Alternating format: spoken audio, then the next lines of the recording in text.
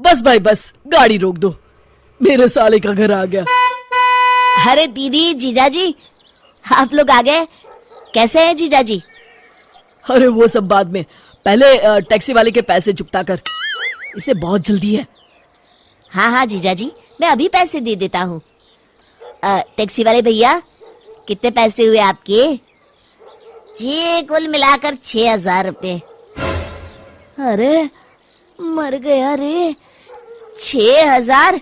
भाई टैक्सी का किराया मांग रहे हो या हवाई जहाज का? अरे जीजाजी, ये क्या है? टैक्सी वाला 6,000 रुपए मांग रहा है।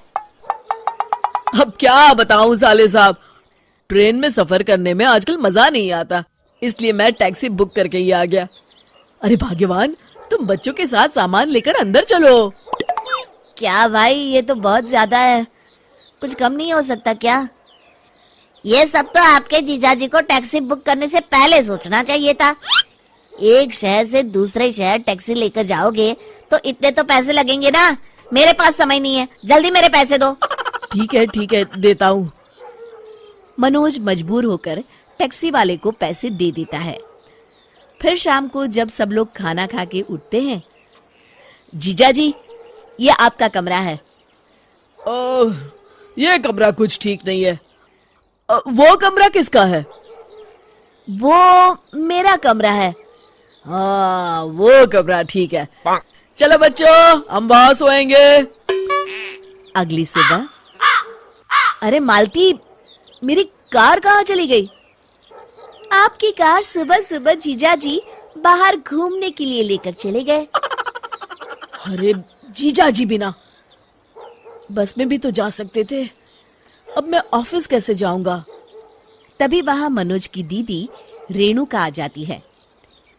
अच्छा, तो अब तू अपने जीजाजी को बस में भेजेगा? अरे तू खुद बस में क्यों नहीं चला जाता? अरे लेकिन दीदी। देख मनोज, अगर तू इस तरह की छोटी छोटी बातों पर मुंह फुलाएगा ना, तो हम आज यहाँ से चले जाएंगे। हाँ। अरे दीदी, आप तो बुरा मान गई, मैं तो मजाक कर रहा था। मनोज मन मार कर बस में बैठकर ऑफिस चला जाता है। फिर रोज किसी न किसी बहाने मनोज की जीजाजी उसकी कार लेकर चले जाते थे। उधर दूसरी तरफ रेणुका और उसके बच्चे पूरा दिन मालती से खाने के लिए तरह तरह की चीजें बनवाते थे। अरे मालती, मेरा दोस्त बिल्लू आया है, आज इसके लिए बढ़िया बढ़िया खाना बनाना। जी जीजाजी। कुछ दिनों के बाद, हाय रे मेरे कंधे, मर गया रे, रोज रोज बस में लटक के ऑफिस जाना अब मेरे बस की बात नहीं है। दर्द के मारे मेरा पूरा शरीर टूट रहा है। मालती, जरा मेरे कंधे तो दबा दो। अरे सारा दिन रसोई घर में खड़े खड़े और घर की साफ सफाई करने के बाद तो मेरे हाथ पैरों ने जवाब दे दिया है। अब तो मुझसे एक मक्खी भी नहीं मारी जाएगी। इस तरह रोज शाम तक दोनों बेहाल हो जाते हैं। फिर एक दिन, अरे भाई मनोज, मेरी दुकान पर तुम्हारे जीजाजी के पूरे 10,000 रुपए की उधारी हो गई है। भाई मैंने तो तुम्हारा मुंह देखकर उन्हें उधार दिया था, अब मेरे पैसे दे दो, मुझे बहुत जरूरी काम है।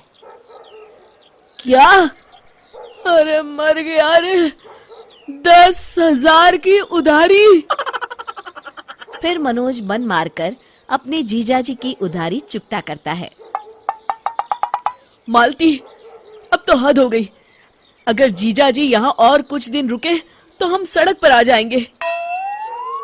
आप सही कहते हैं जी, ये लोग इतनी आसानी से यहाँ से जाने वाले नहीं हैं, हमें दूसरा रास्ता अपनाना पड़ेगा। अगले दिन, अरे जीजाजी, आज आप घर पर ही हैं? ये लीजिए मेरी कार की चाबी, जाइए जाइए बच्चों को लेकर कहीं घूम आइए। अरे आज तो कमाल हो गया, ये खुद कार की चाबी मुझे दे रहा है।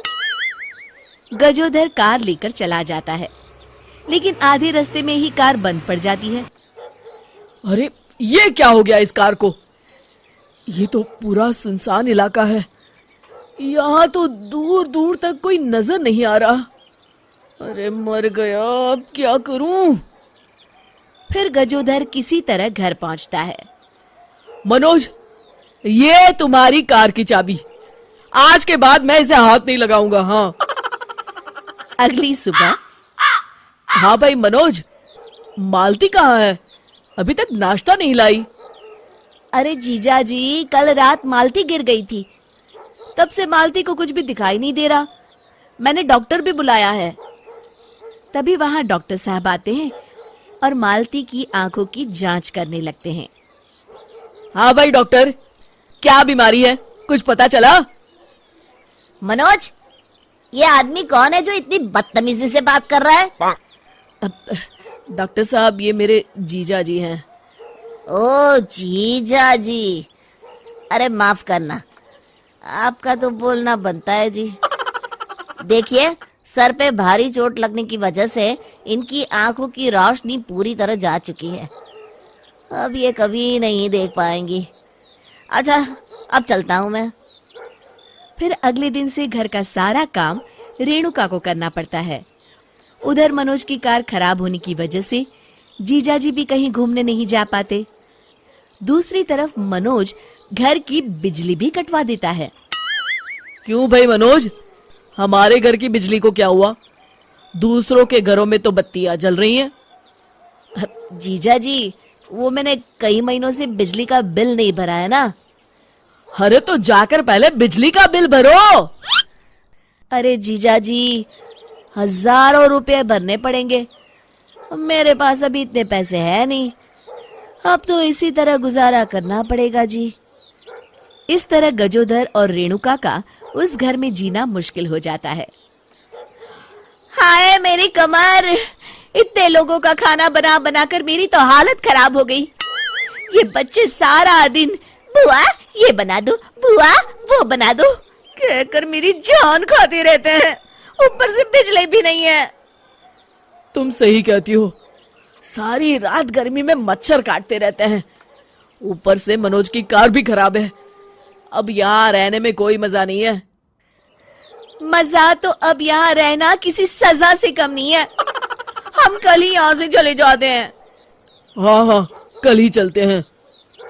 अगले दिन मनोज की जीजाजी और दीदी घर छोड़कर चले जाते हैं।